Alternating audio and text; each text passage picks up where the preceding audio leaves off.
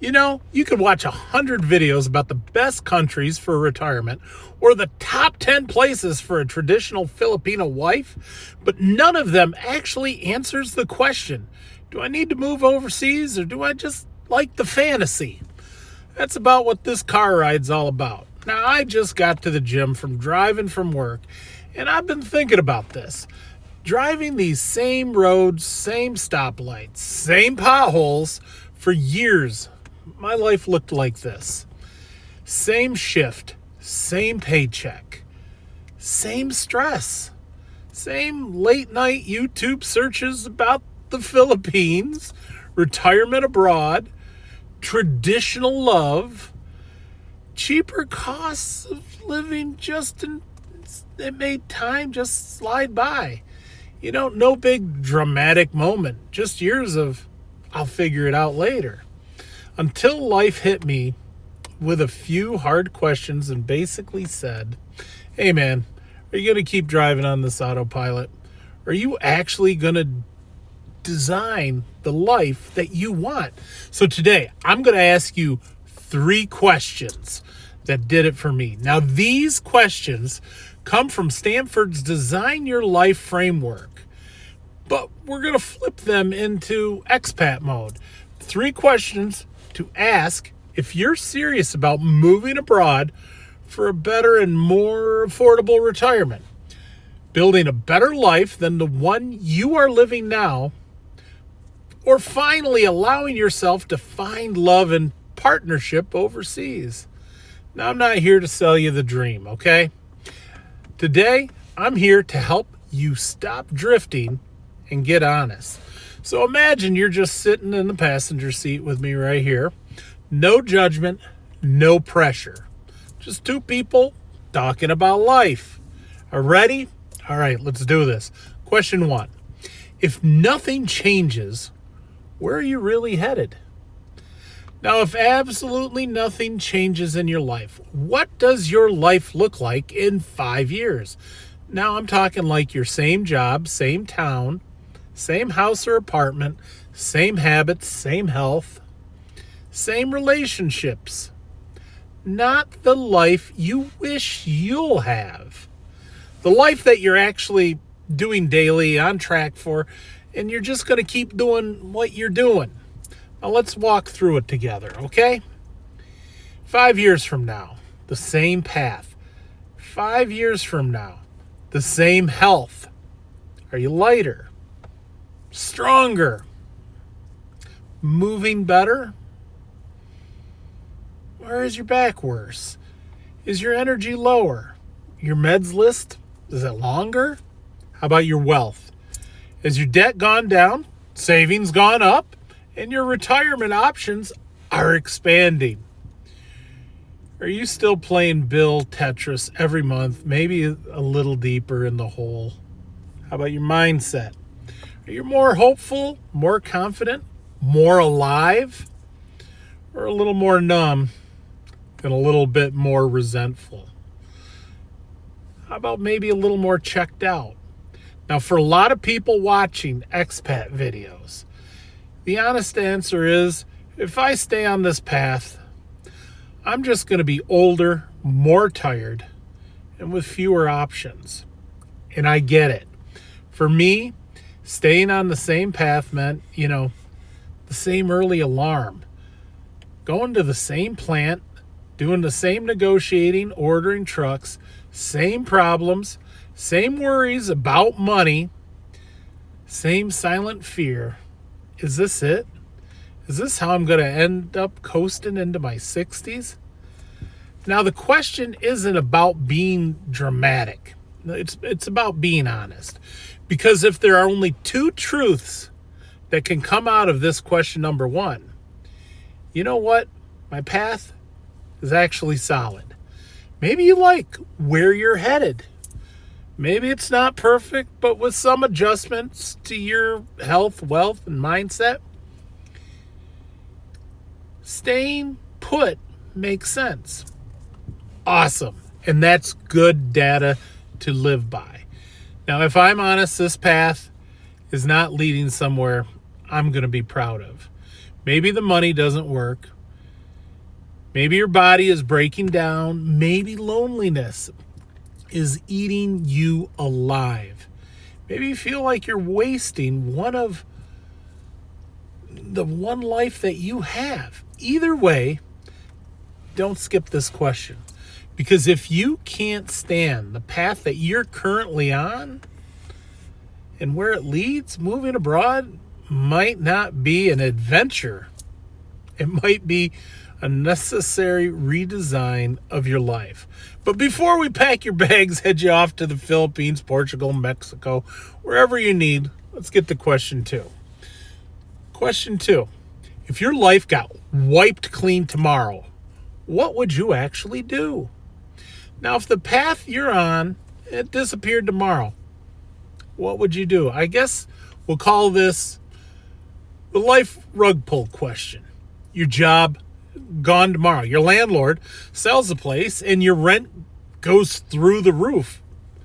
Maybe your company downsizes your department. Maybe that relationship you have ended. Maybe your health scares are bad enough that you can't keep living the way you do now. No warning, no time to think about it for a few more years. Tomorrow, it's gone. What are you actually going to do? Not, oh my God, I'd panic, because you would. But we all would. I mean, after the panic, after the shock. What's your plan B? Now let's make this real and put it into expat terms. If your current life disappeared, if tomorrow your boss says, hey, we're closing the plant, or if your rent jumps $800 more and you literally cannot afford it, or your doctor says, look, if you don't change something, you are headed for a major catastrophe. Would you rush to find that same kind of job in your same town? Would you deal with the same stress? Would you move closer to your kids or grandkids and just tighten that belt even more? Finally say, you know what? I'm going abroad, like I've been talking about for years. Look, for online work, so maybe you can live cheaper in another country. Or sell everything, pay off the debt, and go live somewhere with a lower cost of living and a slower pace. This question exposes two big things. What you really value when you're forced to choose. When there's no comfortable middle ground, what rises to the top? Being near family? Being financially free? Having an adventure, starting fresh? Finding a partner that actually connects with you? How much are you underestimating yourself? Because most people only discover their plan Bs after life slaps them. But if you don't have to wait for the slap. Now ask it now. If my job, my routine, my current life, it all disappeared tomorrow, what's the first real move I'd make? If deep down your answer sounds like, I finally got to get out of the country and go somewhere where I can afford, because it's just totally unaffordable. I'm going to head to Southeast Asia or Latin America and give myself a real shot at a new life. I'd go to where my money stretches and where I can breathe, where I have a chance of love again in the traditional sense. And then you know what? You got a pretty clear sign. Moving overseas isn't just a fantasy for you. It's your plan B that you haven't allowed yourself to take seriously yet. But you know what? We're not done. Because question 2, it's still logical, still responsible. But question 3 is where your heart finally gets a vote. Now, if nothing was holding you back, where would you wake up?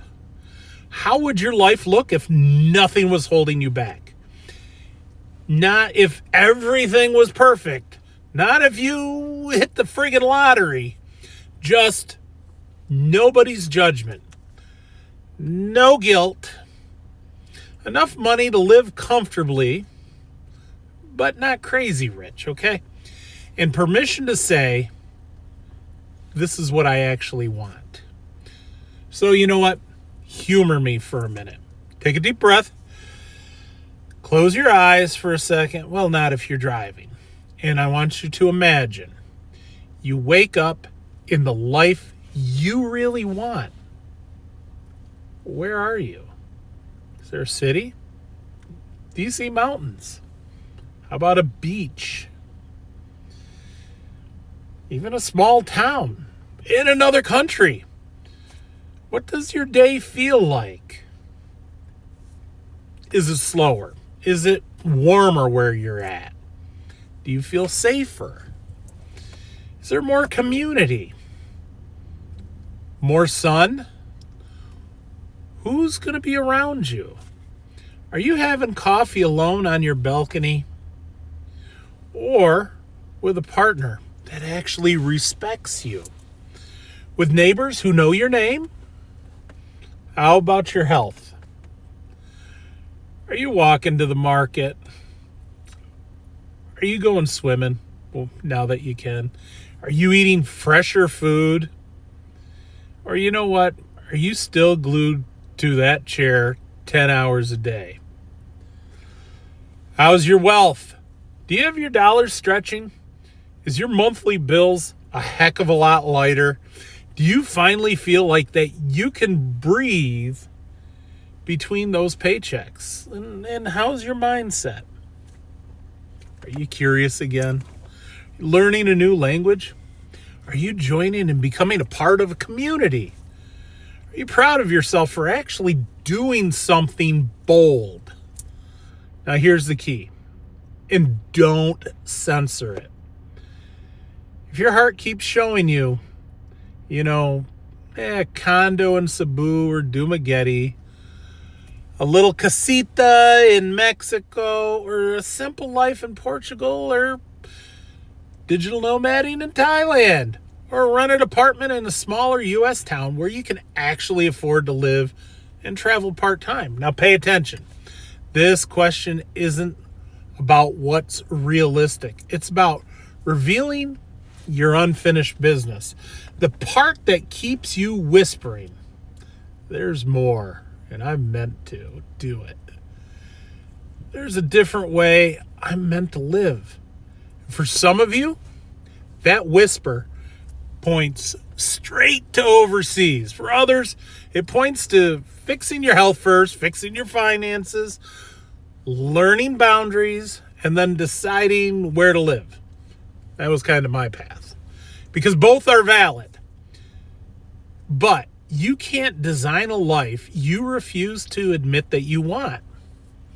So if you're putting all these three questions together, you've now got the three pieces of your map. Your current path, if nothing changes. Where are you going in 5 years? The life rug pull. If your current life, it disappeared tomorrow, what are you actually going to do first? And then that no change, no boundaries future. If nothing was holding you back, where would you be? And how would you live? Now here's how you use it for the should I move overseas question. Scenario 1, you're meant to go. If your honest answers look something like this, your question 1. If I stay as I am, I'm just going to be older, tired, more stuck.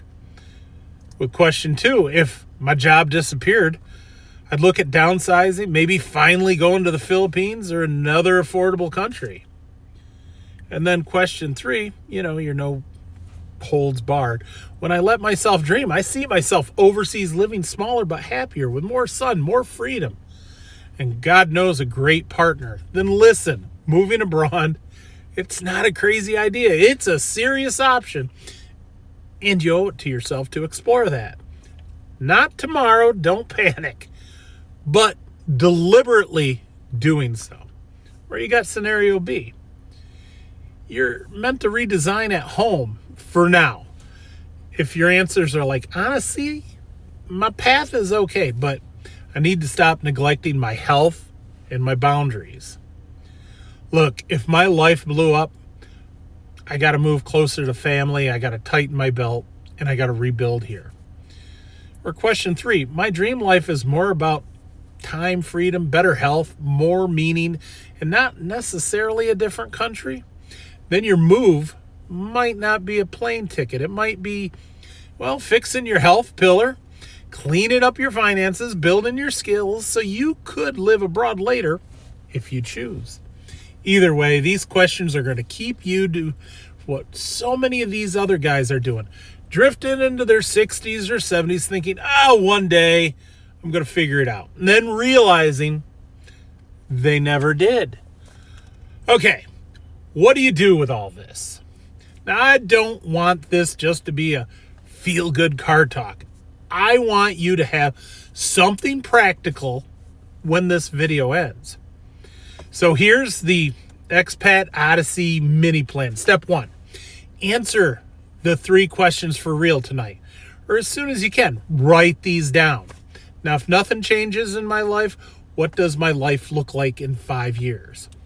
If my current path disappeared tomorrow, what would I actually do first? And if nothing was holding me back, money, options, fear, where would I live and where would my days and how would they look like? Don't write down what sounds smart.